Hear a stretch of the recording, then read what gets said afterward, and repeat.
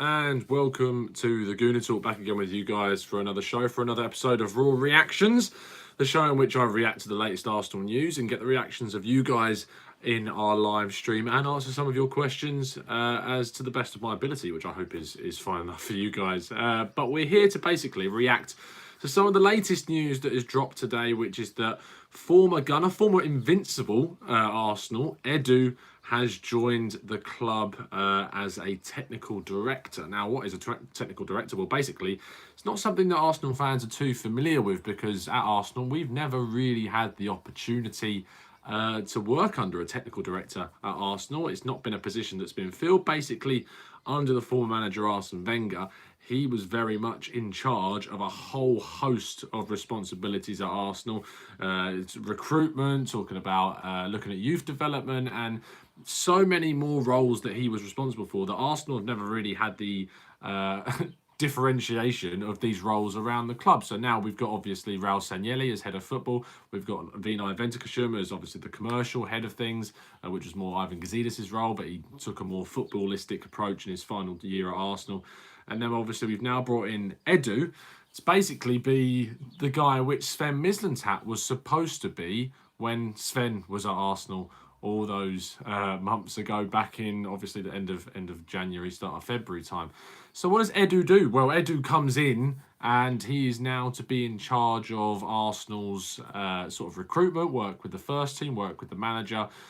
And there's also an essence and a sort of a feeling that Edu is going to be an influence on Arsenal's future style of play. And the style of play that we want to see at Arsenal is obviously one that is very attractive, very free-flowing, very reminiscent of the good old days at Arsenal, in which we saw Arsenal pick up plenty of trophies and doing it in style.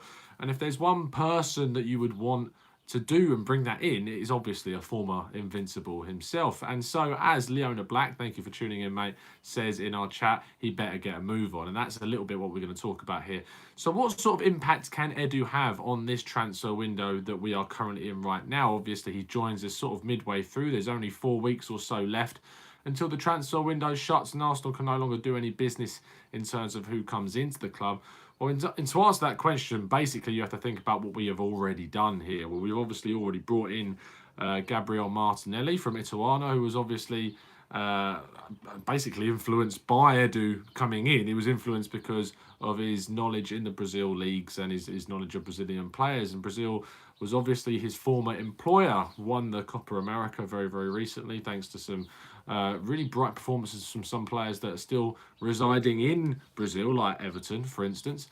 But Martinelli was brought in and very much part of Edu's plans and sort of the style of player that wants to be brought into the club. And if you're going to be looking at Martinelli as sort of the benchmark, if you like, and sort of the template for the players that will be brought in under Edu, I think that can fill us with a bit more confidence. Someone who's very technical, someone who's obviously a goal scorer, who's a good style of play, and can hopefully show a lot of potential and development also into the youth team. So in terms of where we go forward from here, obviously we've only got a few weeks left, the transfer window. What can he do? Well, David Ornstein came out today and said that, or gave his personal update of where he's at. Whether you believe how much influence or actual truth is in David Ornstein is obviously down to you. But the latest news that came from the so-called Oracle's mouth is that obviously the Saliba deal is pretty much done, and only around £6 to £8 million of that will need to be paid this season. And in fact,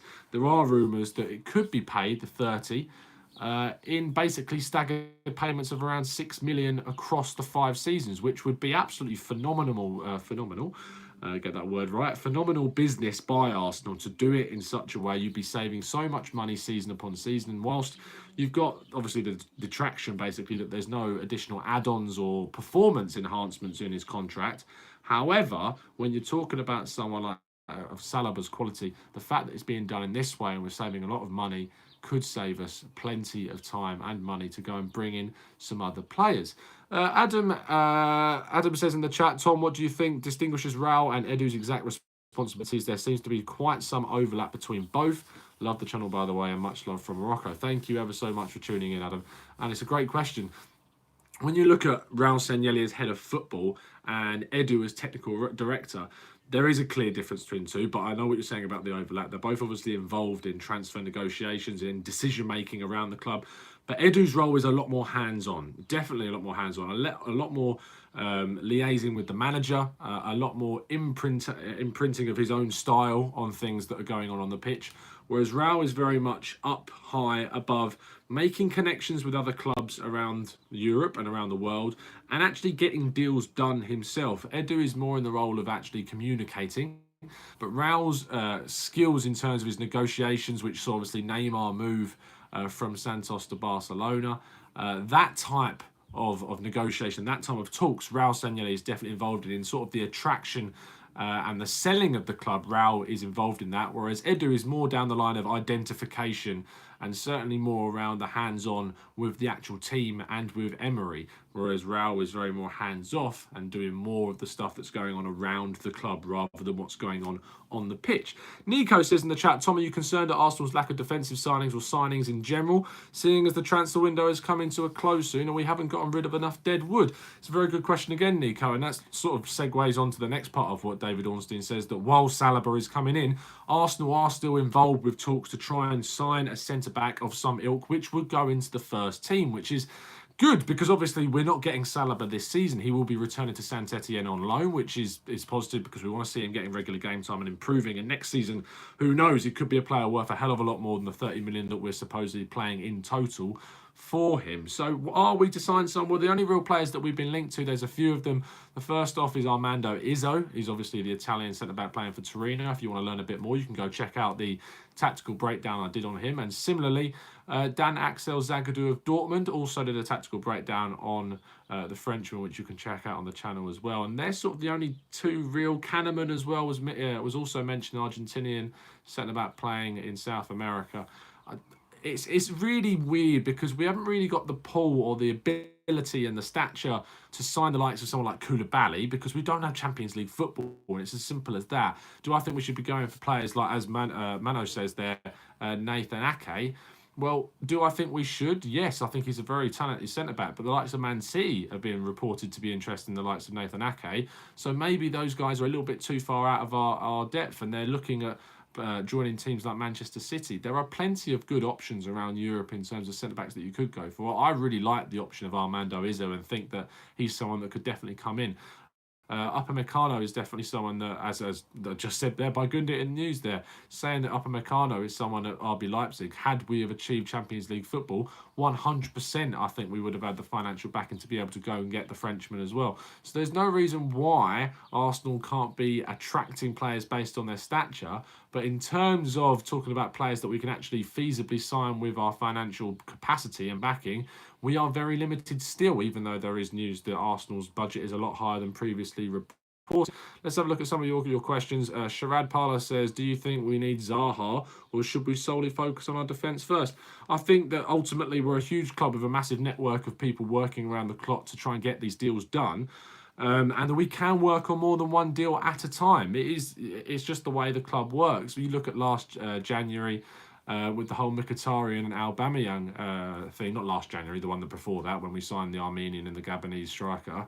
Those deals were being signed and dealt with simultaneously, and we managed to bring both of those players in. It's not a case where you can't do one or the other. I think that we are working on a lot of players at the same time, supposedly a winger, a centre-back, a centre midfielder, and bringing one of those in is going to be key to the club's success, as well as the Kieran Tierney issues that are going on. I don't really want to go too much into the Scotsman because we talked about him a lot in yesterday's video, and there's nothing really extra that's happened since then. So you can check that yesterday's video out if you want to learn a little bit more about what's going on in the Tierney deal. And a good question came from Mahir, says, Tom, do you reckon Lozano plus Neres is a better deal than spending 70 million on Zaha? Also, well, do you think we aren't going for Hermoso? He's on the last year of his contract and we can get him on the cheap. Yeah, Hermoso is a very good option. Another player that I've done a tactical breakdown on, which you can check out. I think he's good, but I don't see why we wouldn't be going in for someone like him. I think he's good age. He's shown really good promise at Espanyol, and he had done last season. So to say, well, we haven't gone in for him is a little bit frustrating, I think. I think that he's certainly someone we could have gone for, but we're looking at other options. We're looking at players seemingly, and what I like in the options that we're looking at is we're looking at players with a certain amount of structure and height to them, and definitely a bit more physicality, which is certainly needed in that Arsenal backline. There's also news that El Neni is on the way out. He also could be used as a make weight in potential deals for Zaha, but he doesn't seem to have a future at the club. You can see that with the likes of Willock and Chambers seemingly staying at Arsenal next season. Willock has been promoted to the first team, whilst Chambers has supposedly come out and said he will be an Arsenal player next season. So you can expect to see Chambers in an Arsenal shirt after a very good season at Fulham. Did a video on Callum Chambers, which you can also check out. I feel I've covered almost everything in these videos in the last couple of weeks or so. There's plenty of you to watch, and I hope you have. If you have, please give them a like and give this video a like as well if you're enjoying the show so far. Thanks, Paul. I try my best, mate. Manush says, can't understand why we aren't having a look at Rennes Ismaili Sarr. Yeah, I mean, Ismaili Sarr is certainly someone that did us a lot of damage when we travelled to France earlier in the season. But for me, he's got a lot of, well, he's a very talented player. I just don't think he's consistent or high level enough that we would bring in for the amount of money that we're being linked to.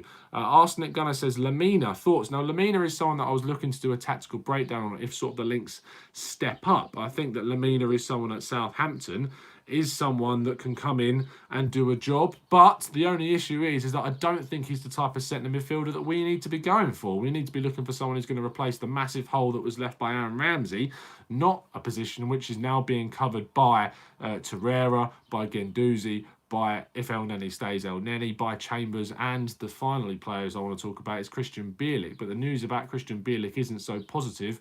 Seemingly, Christian Bielik could be on the way out for Arsenal this summer, which I think would be a huge loss to the club. Obviously, I watched him play in the League One playoff final. I was there at Wembley, and my God, he played an absolutely fantastic game, which is part of the whole reason Charlton won it and got promoted.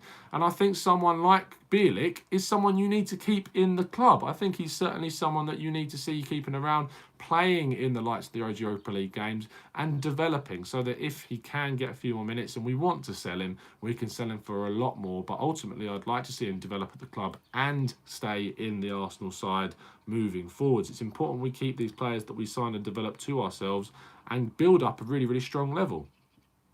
Daniel was here, says maybe Charlton is his level. Yes, you could argue that because that's where he played last season, but his performances showed that he's definitely above that. Manos says, do you think Reece Nelson, Eddie and Willett will get adequate chances next season? I personally would think that Eddie Nketiah is going out on loan, even though he's been promoted to the first team side. I think he desperately needs a loan. I think that you've signed Martinelli, who can play as a left winger, and he can play centrally as backup if we desperately need him to. I think that we're going to see more of a switch to see Aubameyang and Lacazette either rotated or one of them pushed out wide. So you'll see more rotation in the striker department anyway, and more of a central striking role rather than with the two.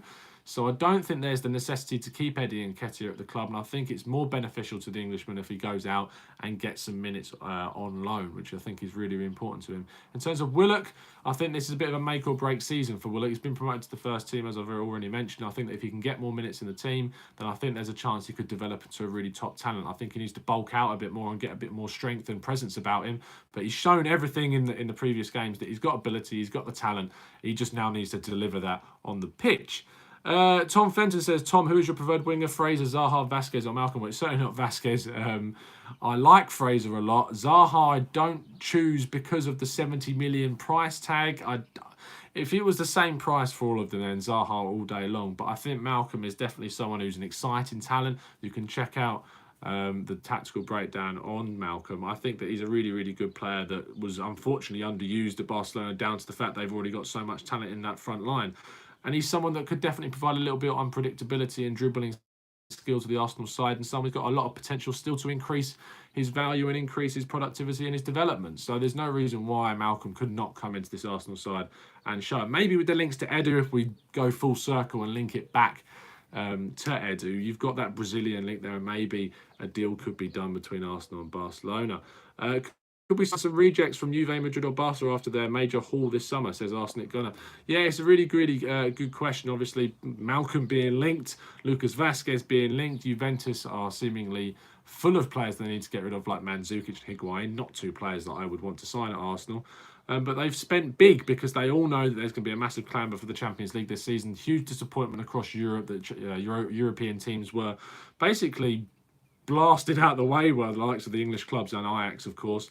and will want to get back into the upper echelons of the Champions League. And to do that, they need to sign some great players and get rid of some of the players they're not going to use as much. I think Arsenal can take advantage of this by bringing in the likes of Malcolm, maybe looking at someone like Rugani at Juventus as a younger option at centre-back who has seemed a little bit disillusioned at Juventus at times, not getting enough game time. Maybe he's someone that Arsenal could definitely look at.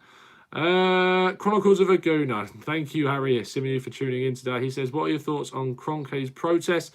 Is there any point protesting? You're forking out hundreds and thousands of pounds on tickets and merchandise, funding Kroenke's operation. I'd put my thoughts out on one of the other videos about the protest. I personally have no issue with holding up the banners and stuff. If people want to do that, you can do that. I've really sort of changed my opinion on that. A lot of my friends who go to games very regularly got involved with the protest. I think that's great. The little bit of classlessness, I think, comes from getting, obviously, a massive speaker and then blasting your thoughts out in front of the armoury after you've obviously gone and purchased an Arsenal shirt, which is a little bit contradictory, I think, when you've then just given the club money. For me, the only way that you're ever going to see anything come from the protest is by not going to games on whole, and that's simply not going to happen. You're not going to see people leave the club or stop going to games because the love of the Arsenal is so strong. I just don't think that's going to happen. I personally feel it is an absolutely futile attempt to try and remove Kroenke from the club. And I actually, over the last year or so, there's been some legitimate arguments to go to say that the investment and say, let's invest in, why doesn't Kroenke invest in Arsenal? When there is massive shackles around FFP, and Arsenal's investment in the team has been so inconsistently successful that why would you even look as a billionaire to say, well, why should I invest all my money into something which clearly doesn't know how to spend the money in the first place? So there's two sides to the argument. I lean on the side that if we could get rid of him, 100% I would. I think I'd rather someone who's a lot more passionate about the club for sure. But there's the other side of the argument to say that has Kroenke necessarily done anything wrong so far, because he hasn't really been able to put any money in, even if he wanted to, because of FFP regulations, and that is just a sad truth. You just had to look at Swiss Ramble's breakdown of the finances to see how poorly we're doing financially. But that is an entirely whole new podcast to talk about Kroenke. Maybe down the line we could have a sit-down and discussion with a few of the lads about Kroenke. Let's finish off with a couple more questions before we move on and obviously finish up the video. Thoughts on Lamina? I said already about Lamina. Obviously, I'll do a video on him very soon, I think, if the links sort of step up. And do you know what actually Edu does as a technical director, says Chuck? Well, the technical director I've already talked about previously in the video, so you can scroll back, but effectively it's a more hands-on deal than what Raul Sanllehi is doing at the moment. And Mahir says, do you rank Sangara? I think he is an upgrade on Xhaka, Elneny, etc. I haven't seen too much of Sangara. I hope I'm pronouncing that correctly. Or Sanguer, however you pronounce it. French pronunciation, possibly. Although I think he's an African descent. It's one of those players in which you really need to have watched Liga to know that much about. Obviously, we talked with the Nabil Fekir video to Jeremy Smith about his thoughts. So maybe if we get to link to a bit more to Sanguera, we can get Jeremy back on and he can give you his thoughts on is it a Ginga? I want to say he plays for Gongamp, however you pronounce their name as well. So yeah. He's left-footed Pogba, says Dark Zero. Well, if he's left-footed Pogba, then maybe he's the real deal. We're going to leave things there, people. I hope you have enjoyed the video. I hope you've enjoyed it. Please leave it a like if you have. I would really, really appreciate that. And if obviously you're new and you're watching this video, there's loads of videos and tactical breakdowns of certain players. There's loads of raw reactions to certain bits of news and instances that have happened over the last few weeks or so. And we're really trying to step up the daily content. I'm thinking of doing a video basically talking about what the plans for the season are. And how raw reaction and tactical breakdown will sort of adapt and evolve as the season goes on. As you can sort of see, the name suggests it's a really good way for me to put out my own personal opinion in the aftermath of the matches, whereas tactical breakdown, whilst at the moment is also about breaking down players that we're linked to, I think it can certainly become more of a tactical breakdown of games and looking into what the weaknesses and the strengths are after fixtures. Also, the tactical breakdown of possible oppositions as a preview show. I think there's lots of opportunities and lots of new things that we could possibly do. Tell me your thoughts in the comments if that's something that you'd be interested in. Obviously, your feedback for me is the most important thing in the world. So I always read through all your comments and they're really, really kind and fantastic. So please, if you are enjoying the shows, give it a like. Please subscribe if you're new. We'll see you again very soon for the next one, be it raw reactions, be it a tactical breakdown. And we'll see you again very soon. The comments, I'm reading them. They are very kind and I appreciate them. But we'll see you again very soon. And as always, up the Arsenal.